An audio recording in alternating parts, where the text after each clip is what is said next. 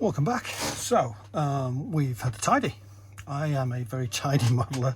My bench is tidied between operations and often washed between operations. It's just how I am. You'll either think I'm an idiot or not. This fuselage has now dried. The filler is just finishing setting up on the spine, so under there, but under here it's all nicely cured. We're gonna just have a go at that with a scraper. Now this is a Tri-Tools Master Tool scraper. It's a very useful thing. It has a cutting element to it, which makes it very useful, but it doesn't blade like a scalpel blade or something like that, so it won't dig in quite the same way. Now I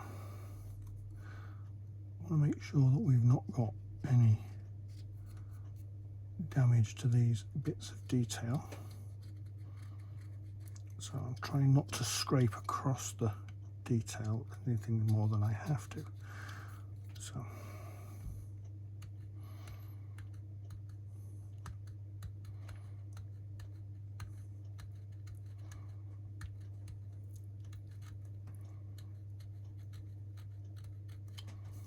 because it's got this sort of block to it, it sits against the model and doesn't dig in so much.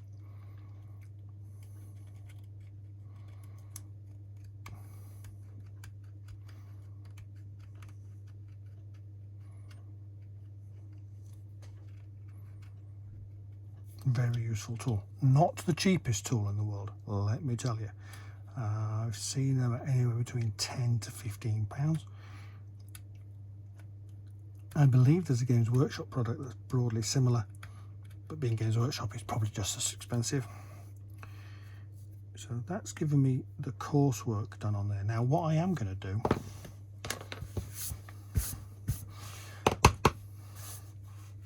is get a piece of paper. This is an old business card, they're very useful things. I'm going to measure and mark up these details pieces. So the reason I'm doing that is if I need to replace the ones on the center line anyway, but if I get any more damage on them, I'm not losing them completely. I've got a record of them. So that is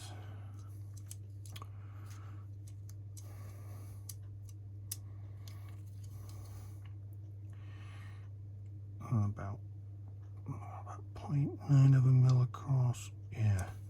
So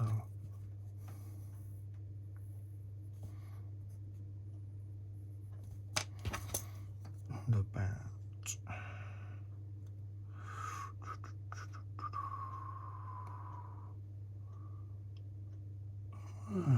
we'll say 7.4 long.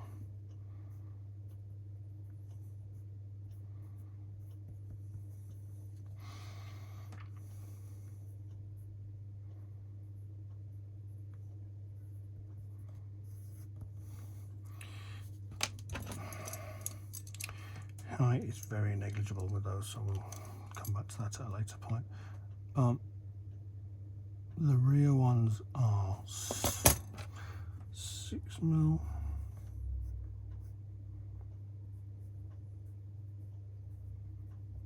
My old graphics, engineering graphics teacher would be thrilled to see me doing this. I suspect he is turning in his grave this point in time.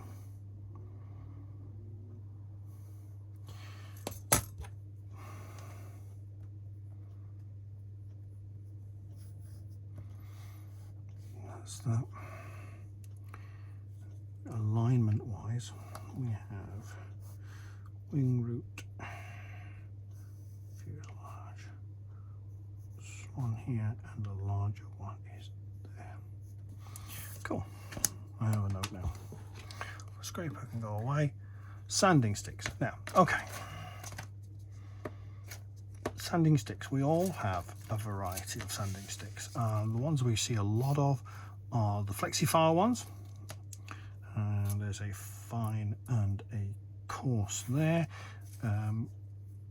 fill florries, flory sanders, whole hosts of those, which I have to say, until recently I had shed loads of. I've not been, obviously I missed Telford, as did everybody last year, and I normally buy one of Phil's everything in a bag packs, and then they last a year and then they get replaced.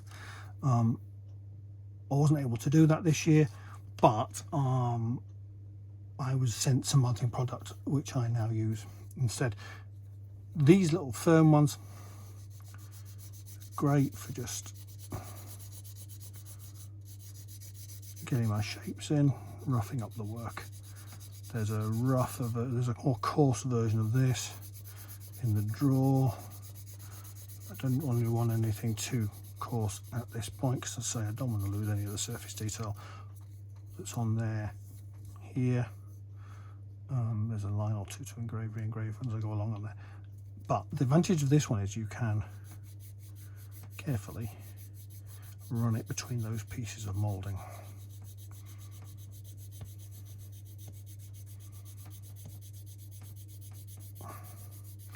As you can see, the super glue and talc kind of returns to talc.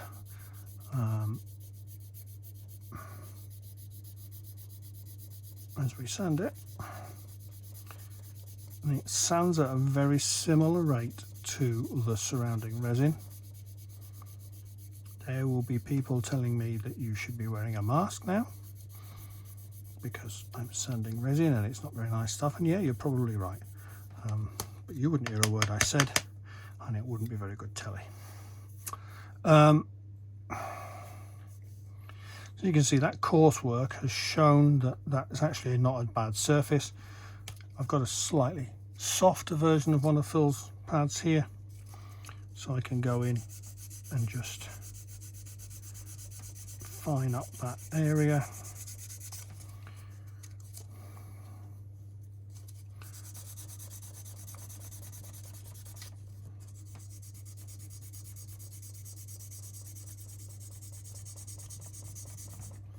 Now what I am doing is I'm bracing my thumb against that detail area, because what I don't want to do is actually extend my sanding into that at the minute. I'm going to concentrate on this under deck area.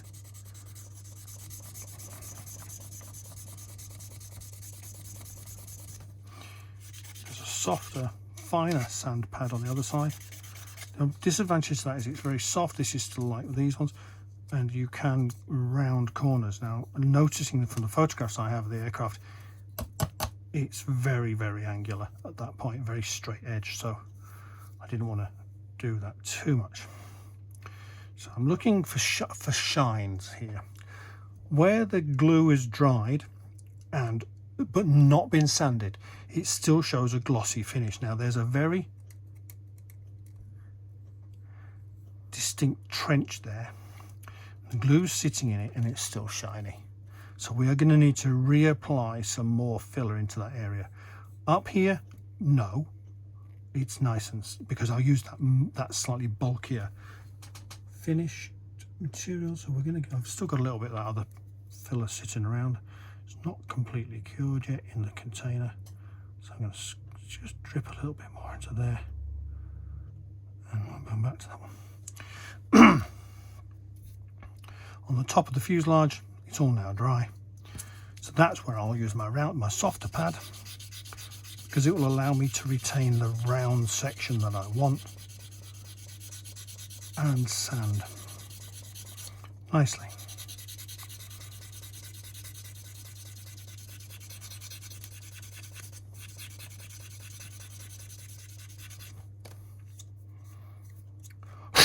As you can see, that's sanded lovely. There's no step or anything there. There's a little bit there, but that's under the cover, I believe, which of course I've now misplaced. There it is. Oh no, you see, need to take more care with these things, don't I? Let's have a little look. So this little bit of white here is where there's a groove, because that's the sanding residue sitting in the groove. So we just need to clean that out a little bit. Take the cover away, and what we'll do again is still with our little talcum powder pot, just dab a little bit on there, just to fill that gap. Now I hope that you're following this and that it's not as boring as it possibly might be.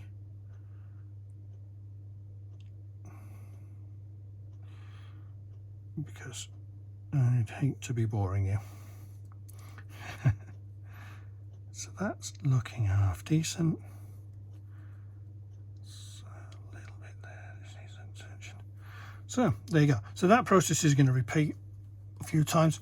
When I come to wanting a really smooth finish, my final finish, what I'm going to use is these. These are Infini's sanding pads. Now they're quite a big pad.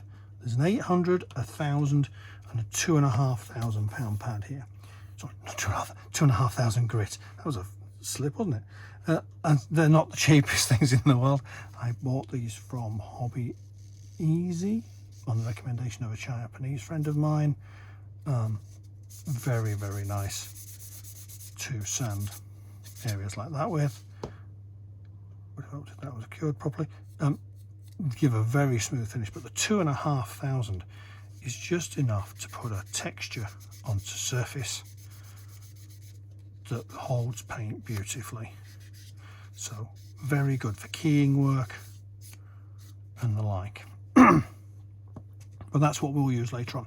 So by the time you see this next, this will be sanded completely and we will begin further assembly of the model. If you've got any questions, stick them in the comments. I'll do my best to respond. Alternatively, you can email me directly through YouTube, I believe. If not, you'll find me on Facebook. My email address is reasonably well publicized on there. And hopefully, I will be able to answer your queries.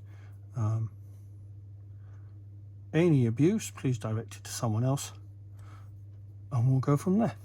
Thank you now. Bye.